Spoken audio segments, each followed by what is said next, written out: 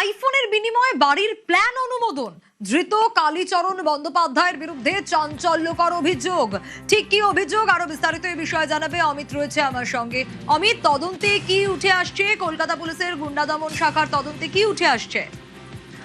কালীচরণ বন্দ্যোপাধ্যায় তারাতলা বিপর্যয়ের পরে যাকে গ্রেপ্তার করা হয়েছিল প্রাক্তন মেয়র ফিরহাদ হাকিম আফসার, তার বিরুদ্ধে বাড়ির প্ল্যান অনুমোদন করে দেওয়ার বিনিময়ে টাকা নেওয়ার অভিযোগ এমনটাই ছিল। এবার যে অভিযোগ সামনে এসেছে, নিউ মার্কেট থানায় কিছুদিন আগে জুন মাসে একটি অভিযোগ দায়ের হয়। সেখানে বলা হয়েছে যে দুটি বাড়ির প্ল্যান অনুমোদন পাইয়ে দেওয়ার ক্ষেত্রে, অনুমোদন করে দেওয়ার ক্ষেত্রে কালীচরণ বন্দ্যোপাধ্যায় 20টি আইফোন দাবি করেছিলেন নির্মাণকারীর কাছ থেকে, এমনটা কিন্তু যেটা অভিযোগ।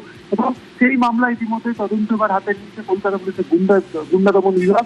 এবং কালীচরণ বন্দ্যোপাধ্যায় তারাতলা বিপর্যয়ের মামলাতে গ্রেপ্তার হওয়ার পর পুলিশি হেফাজত শেষ হওয়ায় তিনি প্রেসিডেন্সি সংশোধনাগারে ছিলেন এবং তাকে আজ ব্যারিস্টার কোর্টে পেশ করা হয়। এবং নিউ মার্কেট থানার এই যে মামলা, অর্থাৎ আইফোন দাবি করেছিলেন 2022 থেকে 2025 সালের মধ্যে এই ঘটনা, সেই অভিযোগ সম্প্রতি হয়েছে নিউ মার্কেট থানাতে।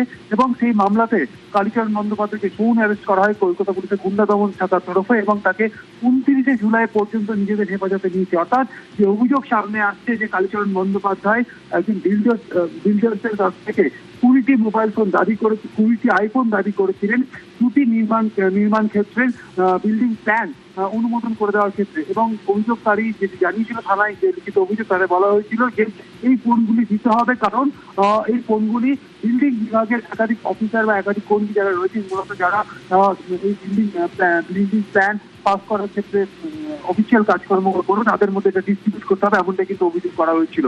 এমনকি তিনি এই ব্যবসায়ী ফোন রাজি না হলে হুমকিও দেওয়া হয়েছিল, এমনটা কিন্তু অভিযোগ। বেশ ভয়ঙ্কর অভিযোগ, বেশ।